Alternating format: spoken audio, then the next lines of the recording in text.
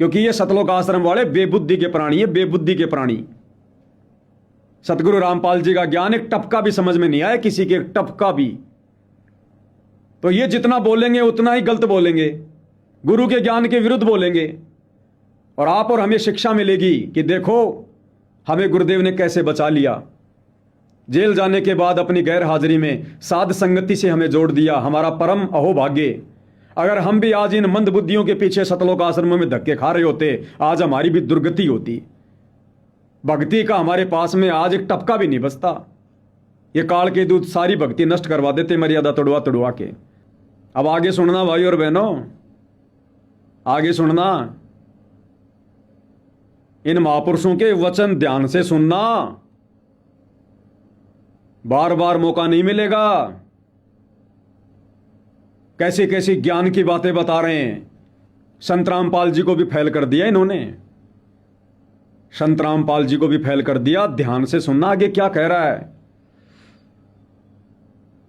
कि हमारे गुरुजी ने हमारे को धार्मिक कार्यों में, धार्मिक प्रोग्रामों में जाने के लिए मना नहीं किया। हम तो जाते हैं धार्मिक कार्यक्रम में।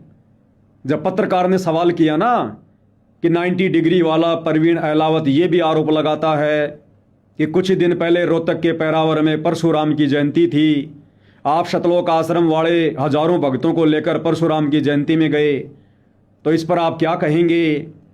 तो कह रहा कि हमारे गुरुजी ने कभी मना थोड़ी किया। परशुराम भी तो एक भगत था, बहुत बड़ा महापुरुष था। और महापुरुषों के कार्यक्रमों में जाने के लिए, धार्मिक कार्यक्रमों में जाने के लिए, क्योंकि हम सामाजिक आदमी हैं, हमारे गुरुजी ने कभी मना नहीं किया। इसको कहते हैं गुरु का गुरु बनना, गुरु का गुरु बनना। अब संत रामपाल जी ने क्या आदेश दिया आपको वो भी दिखाएंगे।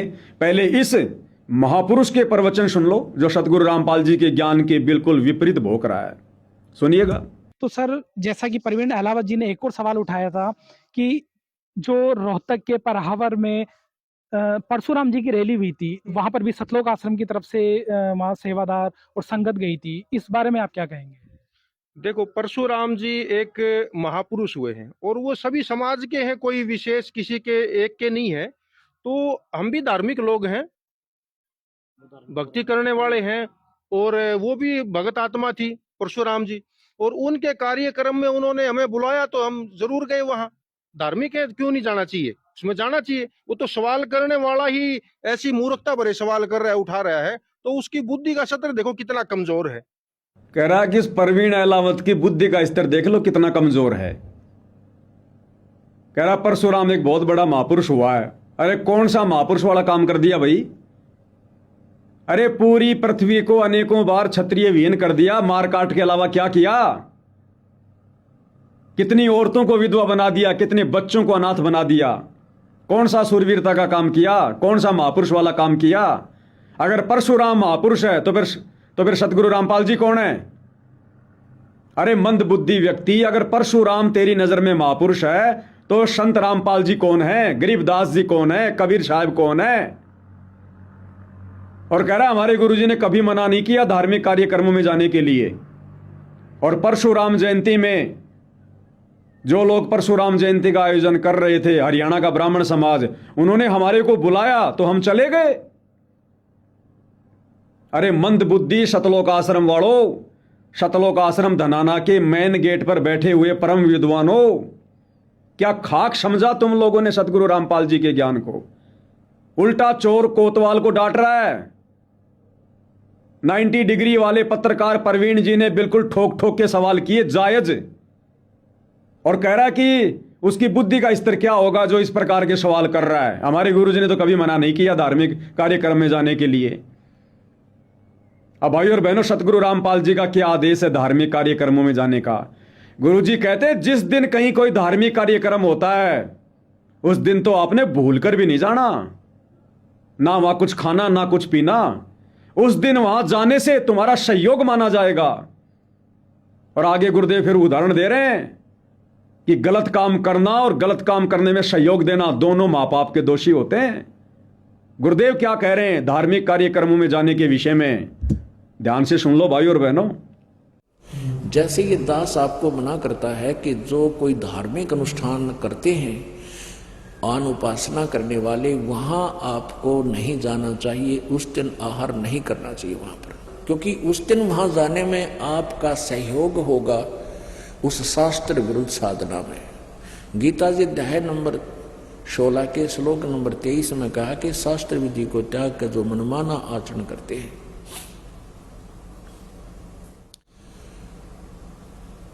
वो उनको न तो कोई सुख होता है, न कोई सिद्धि होती है, और न ही उनकी गति होती है, अर्थात यूजलेस। तो जैसे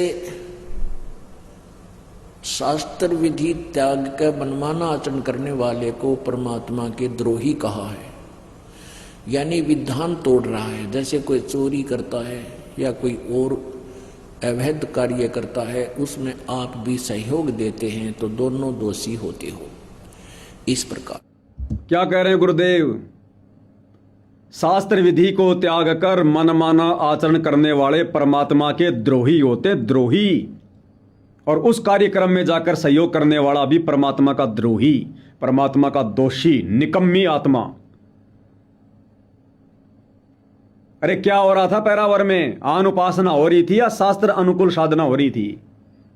उस आन उपासना के अड्डे पर क्यों गए तुम? क्या तुम्हारे गुरु का आदेश है? तुम्हारा गुरु तो मना कर रहा साफ साफ कि किसी भी धार्मिक कार्यक्रम में, प्रोग्राम में जहां पर आन उपासना होती है, हमने भूलकर भी नहीं जाना चाहिए। उस दिन वहां जाने से तुम्हारा सहयोग माना जाएगा। और गीता अध्याय 16 श्लोक 23 का उदाहरण देकर गुरुदेव कह रहे हैं आन उपासना करने वाले परमात्मा के द्रोही हैं, और जो वहां उनका सहयोग करता है वो भी द्रोही होता है। तो तुम भगत काहे के? तुम तो सारे के सारे द्रोही हो, द्रोही, गुरु द्रोही। क्यों गए थे तुम वहां पर? तुम्हारे गुरु का आदेश है क्या? अब इस व्यक्ति को कितना ज्ञान होगा भाई और बहनों, विचार कर लो। जो शतलोक आश्रम धनाना के मुख्य गेट पर बैठकर यह प्रवचन दे रहा है कि हमारे गुरुजी का आदेश है धार्मिक कार्यक्रम में जाने का, इसलिए हम परशुराम की जयंती में गए थे। गुरुजी तो कह रहे हैं वो तो आन उपासना थी। तुम तो परमात्मा के द्रोही बन गए, सारे के सारे द्रोही। तो असली गुरुद्रोही कौन? तुम लोग, शतलोक आश्रम वाले। उल्टा चोर कोतवाल को डांट रहा है। संत रामपाल जी के ज्ञान की फुट्टी कोड़ी भी नहीं है इनके पास, फुट्टी कोड़ी भी। अब इससे बड़ा प्रमाण भाई और बहनों आप क्या देखोगे? ये सारा एक एक कुएं का पानी है, एक एक कुएं का पानी। ये जितने भी कोऑर्डिनेटर हैं, संत रामपाल जी के परिवार वाले हैं, ये आश्रम संचालक हैं, सारा एक एक कुएं का पानी है, एक एक कुएं का पानी। ये क्या संत रामपाल जी के मिशन को आगे बढ़ाएंगे? सारे के सारे निकम्मे झूठ को दबाने में लगे हुए हैं, इंटरव्यू ले लेके संगत को बरगलाने में लगे हुए हैं। अन्य तो उस अमन दास का विरोध करना चाहिए था कि क्यों गया तू वहां पर? क्या पड़ी थी वहां तेरे को? वहां जाए बगैर तेरी भक्ति नहीं बन रही। उल्टा जाके तूने गुरु जी का नाम बदनाम करवा दिया। झूठ को दबाने में लगे हुए हैं, फिर कह रहे हम भगत हैं। तुम भगत के नाम पर धब्बे हो, धब्बे। तुम लोगों की वजह से सतगुरु रामपाल जी जैसे महापुरुष का नाम बदनाम है। ये घटिया हरकतें तुमने बरवाला कांड में की। गुरु क्या कह रहा है? और ये आश्रम वाले कह रहे हैं कि गुरु जी का आदेश है धार्मिक कार्यक्रम में जाने का। तो कल को कहीं माता जी का जागरण हो जाओ फिर। अब ये संगत क्या करेगी? इसीलिए तो संगत बिगड़ गई। इन बड़े बड़े भक्तों के मुख से इस प्रकार की बातें सुनकर आम संगत क्या करेगी? वो भी धार्मिक कार्यक्रमों में जाएगी। कल को उनकी रिश्तेदारी में कोई जागरण होगा, किसी की जयंती होगी, संगत तो जाएगी, क्योंकि आपके वीडियो देख रही है संगत कि गुरु जी का आदेश बता रहे हैं भगत जी। हमने तो इतने सत्संग सुने नहीं, अब भगत जी बता रहे हैं तो सही होगा। तोड़वा दी मर्यादा। अरे धार्मिक कार्यक्रमों में जाना तो दूर की बात है। गुरु जी क्या कहते हैं? कथा करो करतार की, सुनो कथा करतार, आन कथा सुनिए नहीं कहे कबीर विचार। इन परशुराम जैसे तुम्हारी नजरों में जो महापुरुष हैं, इनकी जयंतियों पर जाना, इनके धाम पर जाना तो बहुत दूर की बात है। गुरु जी कहते हैं अपने सतगुरु के अलावा किसी और संत के, महापुरुष के प्रवचन, सत्संग भी नहीं सुनने। कथा सुनो, कथा करो तो अपने गुरु की, अपने भगवान की। और तुम उनके धाम पर जा रहे हो। 50,000 भक्तों को 700 हरियाणा रोडवेज की बसों में बैठाकर हरियाणा के जेल मंत्री अरविंद शर्मा के आदेश पर मुख्यमंत्री नायब सिंह सैनी की रैली को सफल करने के लिए और भक्तों की मर्यादा तोड़वा दी। सोच लो भाई और बहनों, इसलिए मैं कहता हूं ये पाखंड के अड्डे हैं ये सतलोक आश्रम। ये भक्ति के केंद्र नहीं है, ये पाखंड के अड्डे हैं, पाखंड के अड्डे। अपनी दुर्गति होने से बचा लो, बहुत कम समय बचा है, परीक्षा समाप्त होने वाली है। 2014 से परमात्मा जेल में बैठकर यही सब कुछ देख रहा है। उसको किसी ने जकड़ नहीं रखा, किसी ने बांध नहीं रखा। आप रोज नित्य नियम में पढ़ते हो वाणी नंबर 15, गरीब ऐसा सतगुरु हम में लिया बेपरवाह अबंध, परमहंस पूर्ण पुरुष रोम रोम रविचंद। ये अबंध परमात्मा है, इसको कोई बांध नहीं सकता। वो हमारी परीक्षा के लिए बैठा है, वो देख रहा है पल पल हमारी रहनी करनी को, हमारे आचार विचार व्यवहार को, चाल चलन को। वैसे ही नंबर आएंगे, रोगे आने वाले समय में।